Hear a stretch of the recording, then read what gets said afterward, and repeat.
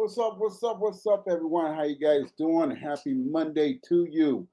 Hey, this is Jeremiah Davis, aka the Funding Coach, coming to you with Monday Fun Day. Giving you business funding tips, information, education, knowledge to help entrepreneurs and small business owners access the funding that they need for their business. Um, there's a lot. Business funding is not a cookie cutter template program. I've been doing business funding for nearly 15 years, going on 18 probably years, and there's no two deals that are the same. But there are some standard practices that you can develop, employ, and learn to access more funding for your business or for your client's business. Okay. And I want to break it down, and I'm going to go slow, and I'm going to start this basically new series of going through all the different steps of business funding, right? And the first step in business funding is called lender compliance. That's what we call it, lender compliance.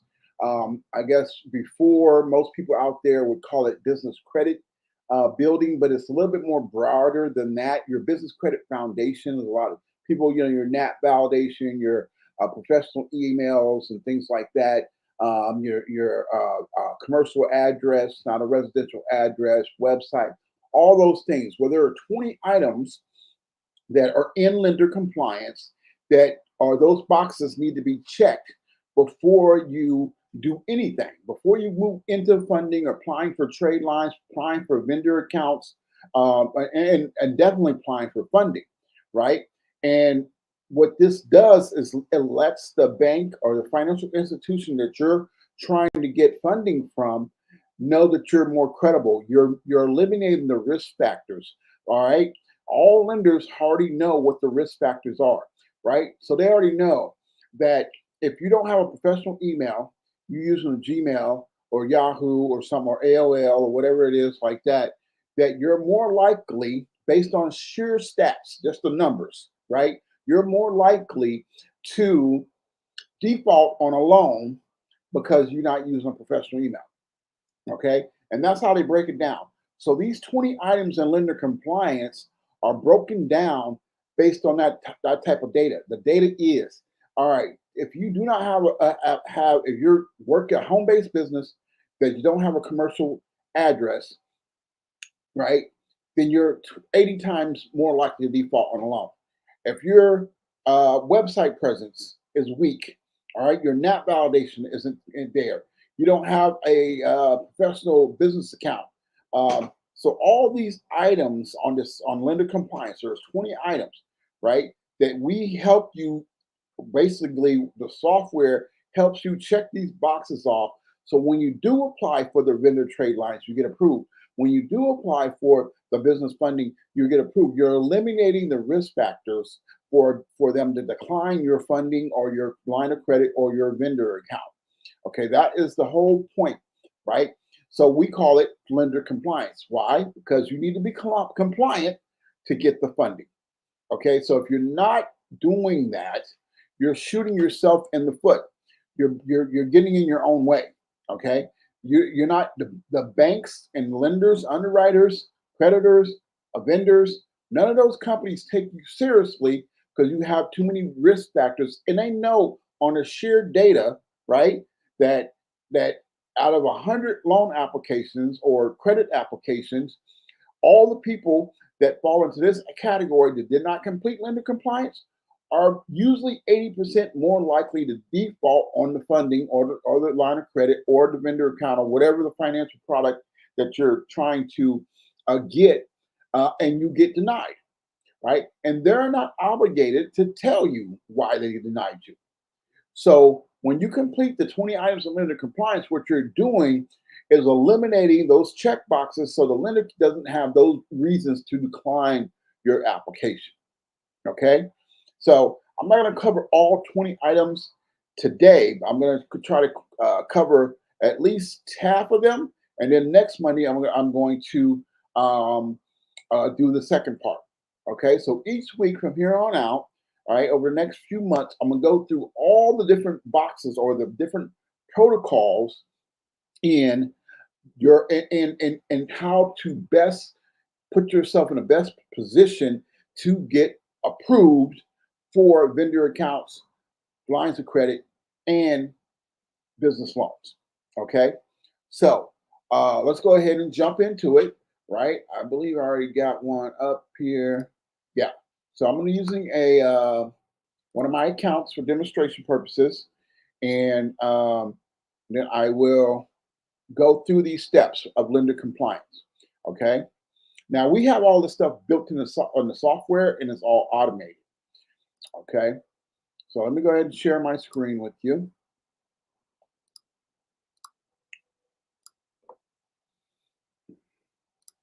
So now I am in the client portal of our software.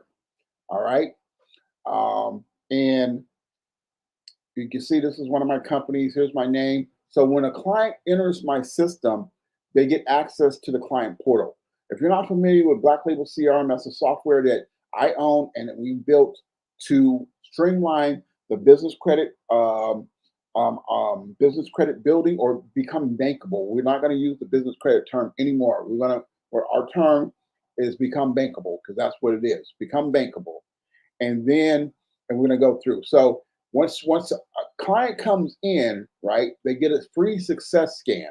The success scan uh, pre-qualifies the client for one or more of our 20 different loan options.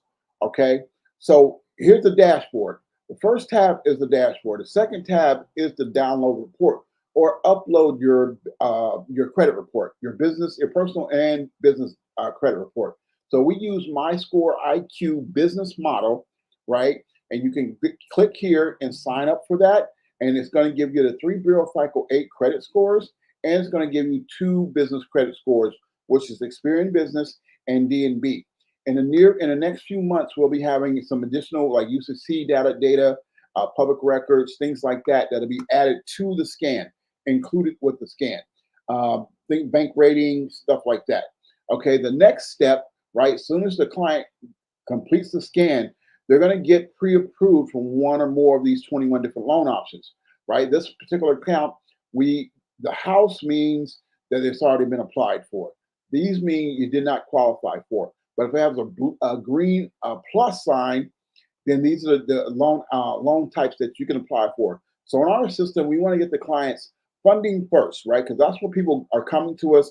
They're looking for business credit, but they really are not concerned about business credit. They're more concerned about getting the access to funding, trade lines, lines of credit, or things like that, what they believe business credit is going to get them access to.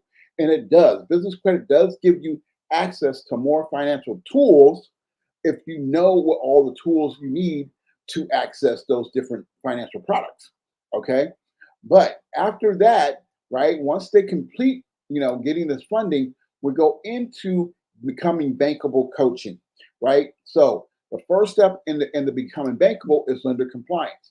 So under lender compliance, we have all these categories that need to be converted from a red X to a green check. But here under complete compliance, we have each of these 20 items. Okay, so first one is entity with state records. Your entity must be open, active, and in good standing with the Secretary of State.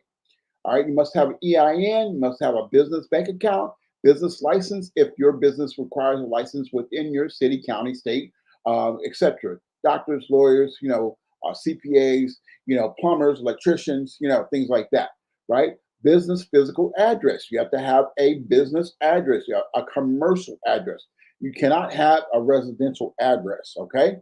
Right? And then you have your phone number, right? You need to have a business phone number that's listed with the National 401 database, okay? Then the step 7 is actually listening it with that database, okay? So we can not only tell you what to do and why you got to do it, but we provide the resource on how to do it, okay?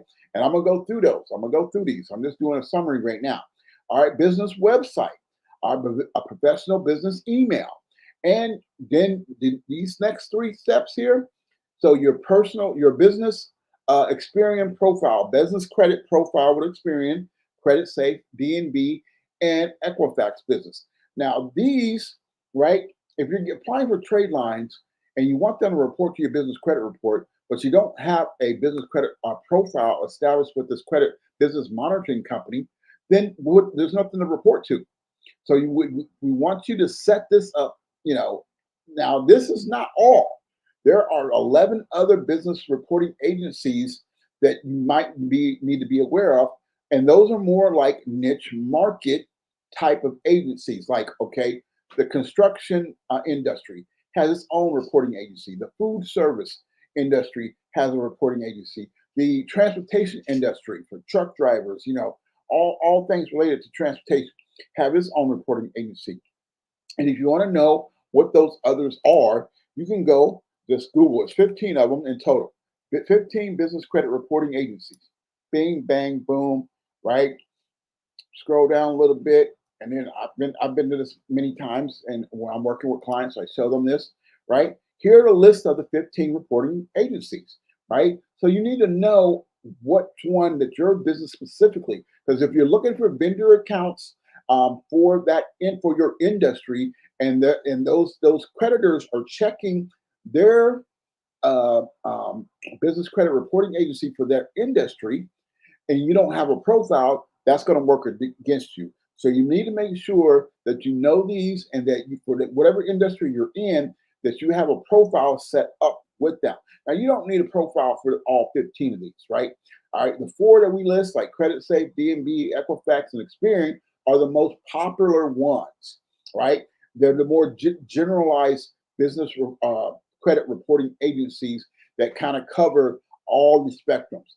All the rest of them are more, you know, like I said, niche market or specific to a certain region. Some of these are worldwide. Some of these are just North America, Canada, you know, United States, you know, South America, things are the Americas, right? Some are European. So you need to really look into which ones that your business or your client's business falls into, and make sure. Now, let me give you this other tidbit. This one right here, the SBSS score, or the Small Business FICO score. This is the most important business credit monitor agency there is for businesses. Why? Because this is what the U.S. government uses, the SBA uses. And what the SBA and the U.S. government uses, banks use too.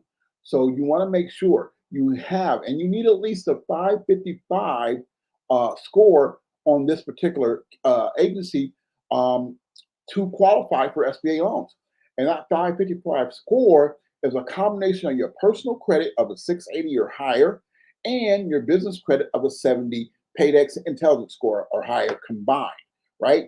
So that's how they get the 580. But it's an assessment of your personal credit and your business credit combined, which makes you once you have the 555 or higher, you're more likely to get approved for the SBA loan or other business term loans, you know, lines of credit, things like that. But our software walks you through all those steps. Okay.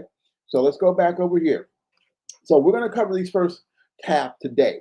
All right. And I'm going to walk through the software. I'm not going to, you know, everything you need is right here. Okay. So we got the first tab, complete compliance. Now, here we go. Entity filing, right? And here's a beautiful thing, right? This little video avatar explains to you everything I'm explaining to you, right? In less than 3 minutes. Okay. And I don't know if you could be able to hear the audio on this. Let me see.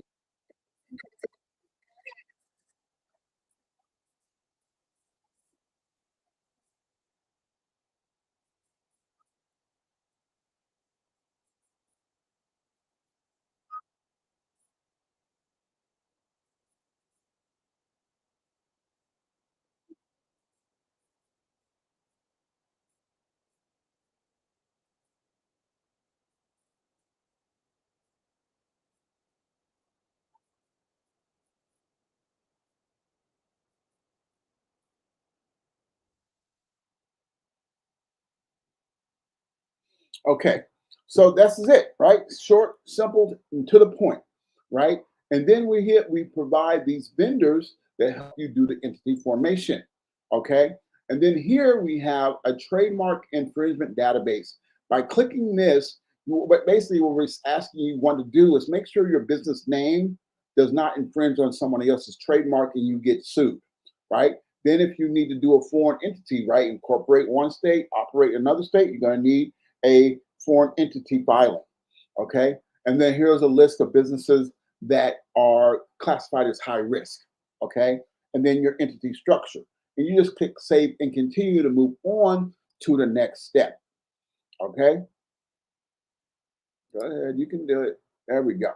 Now we're on business location, right? So same scenario. I don't know. Did you guys were you guys able to hear the video avatar on your end? Anybody? Okay. Well, if it is an audio, you just push play and you keep it moving. So let me go back and go ahead. So here we're giving you, these are all one pagers, right? Very short and sweet to the point. We're not trying to spend all day figuring this out. That's why we give you the resources so you can complete it yourself. But you have to have a business, a commercial address and not a PO box and not a home or residential address. Why? Because she tells you you're 80% more likely to default. Lenders know that you're 80% more likely to default if you do not have a business or commercial address. And then we provide the resources for you to get a virtual office right here. Okay. And then here we have our software actually test it and tell you if the phone number is a cell phone or a landline or a VoIP phone service that's not registered as a cell phone. All right. And it also tells you is the address, is it a business address or is it a residential address? And then we have a tested button right here. So you can know immediately once you complete the scan, all this data is populated into the software with the results, and you get the results of the scan that what needs to be fixed. And then here you'll find all those, right? What's good is got a green check. What's not good, it's got a red X. Those are the things you need to focus on and address. And then we just keep it moving. Okay. We save and continue. Now, National 401 directory, right?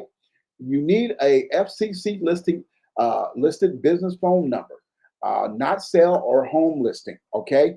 But so you got to get a professional phone number. It doesn't have to be 800. It could be any type of toll free, or it can be actually a local number, but you do have to list it with the National 401 directory. All right. So after you get your phone number, you can go right here and click this little link, and it takes you right directly to the resource to list yourself with the National 401 directory. And then you're going to do a verification call. Call me with the spoken chord. Call me, but I have an auto attendant. So you just complete these, right? Check on business, put in your business name, put in your information, and then I'm literally 5 minutes and you're done listing yourself with a National 401 directory. Okay. And that's all there is to it. And then once you have that completed, then we can move on. Check yes, yes, yes. And then you click save and continue. So that's what I'm talking about. You have all the resources right here to get it done. Now we're on website and email. You got to have a website. You got to have a website. Okay. You don't necessarily need to have a storefront. You don't necessarily have to have, just your social media. You have to have a website. This is your business card. If you don't have a website in today's world, then nobody's going to take you seriously. Okay, that's the bottom line. You need a website. Okay, if you don't have one, here's some resources you can go get one. Right, get the domain, then have somebody build that.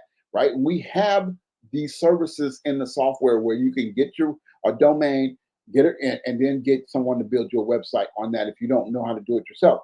Or I have people on my staff that can do it too. So we offer that in some of our packages. All right.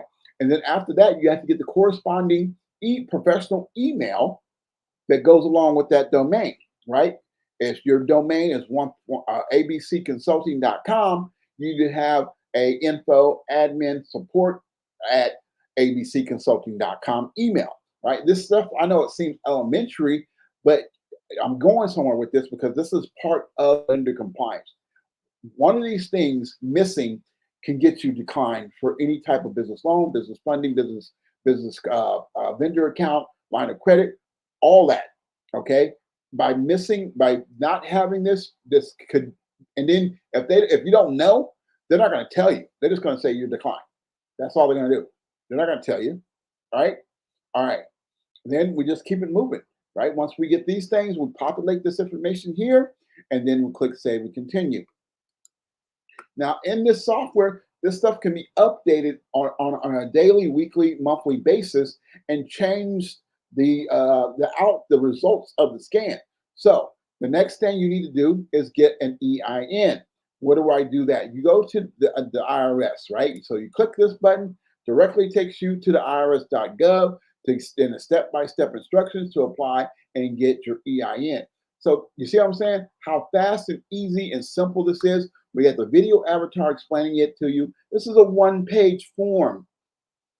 Not even, I mean, look, it will take you literally minutes to complete this and move on to the next step, right? Once you have your EIN, which as long as you have your business listed with the Articles of Corporation with the Secretary of State, and it's already populated on Secretary of State website, you can go to the IRS and get your EIN in a matter of minutes, literally minutes. It doesn't take weeks to do this. This is minutes. We want to get you moving along as fast as possible.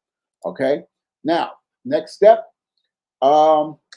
business banking. Okay. You have to have a business bank account.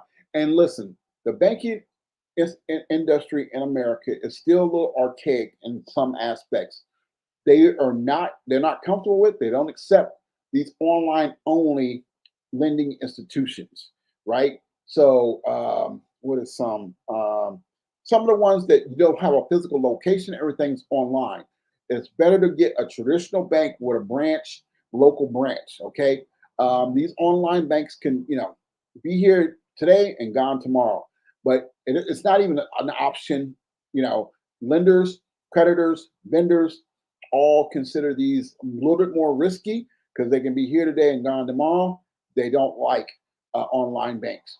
Okay, you need a merchant account. Here are resources so your business needs to accept payments. If you're not accepting debit card and credit cards, what are you doing? Are you're trading stones, or your jewels, or what? If you don't have payment processing, you're not considered a serious business owner. Simple as that. Okay, so you can get that. All right, and then we just do save and continue, and we keep it moving.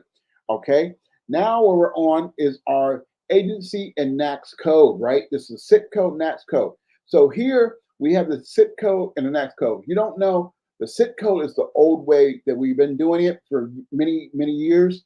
Now the NAICS code is a new updated version of the SIT code with more detailed descriptions of different classifications of industry type, business type, right? Now here's the most important part about this.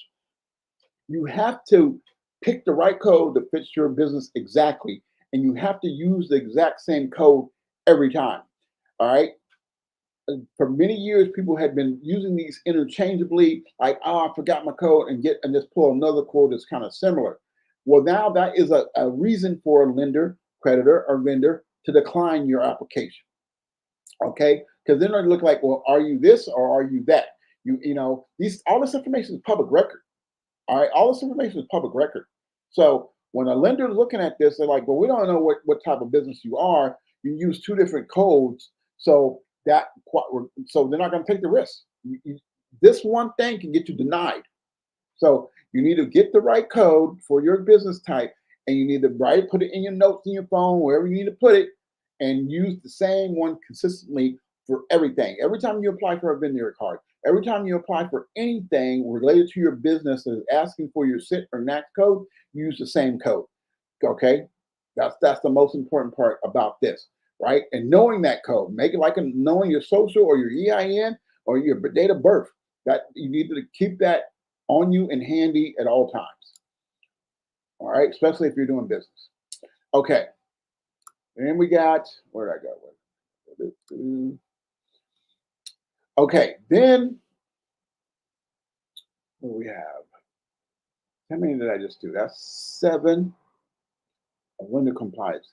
Getting approved, right? So here's the step for informational purposes, right?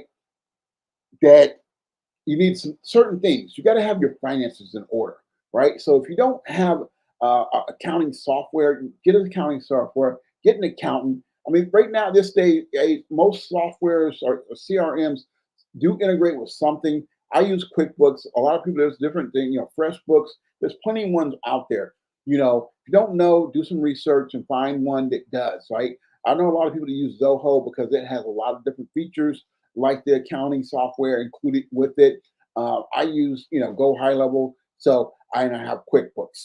So it's no preference. I mean, it's your preference which one you want to use. But point being is when a lender asks for your P&Ls or your balance sheets and things like that, you need to be able to produce that in a moment's notice. You got to, if it takes you a week to produce that, that's going to be a bad sign. That's going to make a lender or creditor nervous. So we want to make sure you have these things in place.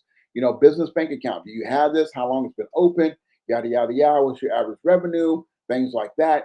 Okay. Once you have those things done, then you can move to the next step. Okay. Next step is, come on. I think I'm gonna do one or two more. Right. Okay. Yes. Go ahead and check the boxes.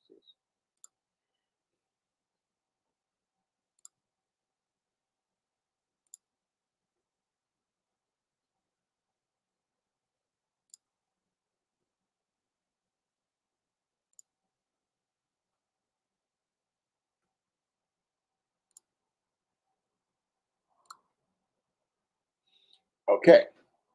So the next thing here is a business plan.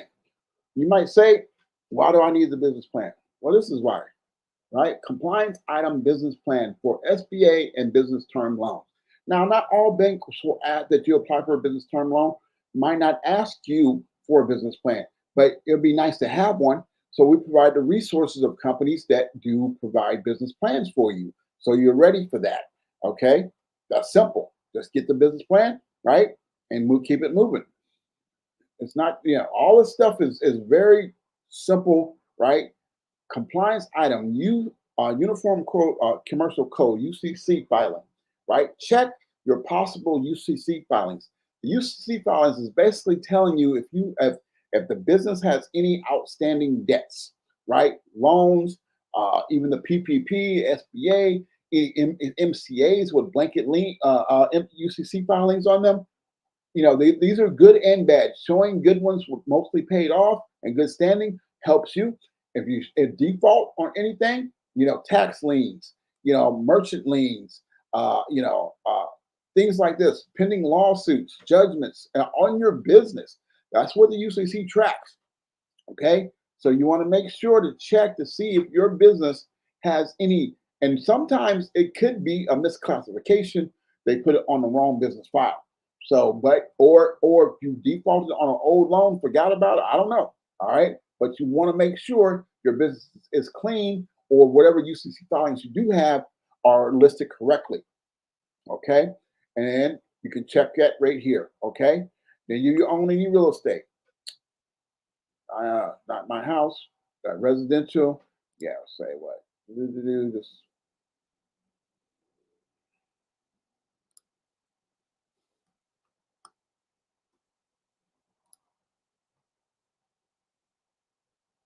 I'm just filling this out for you guys to show you. Nope, no payments, no settlement structures, 401k, investments, business assets, amount of outstanding invoices, let's say, whatever. All right, this stuff can be changed and updated as needed. Total value of the equipment, office equipment. There you go. Boom, boom, boom. Click save, continue. Right, as I'm changing these things, when I go back to access funding, see that? The system automatically updates and pre-qualifies me for other loan products. Aha, right? And when you say I want to apply for credit union loans, right? Here's it is. Boom, boom, boom. Get down here, enter the personal data. Now this becomes your loan application when you're working with me. Okay. And then hold on a second.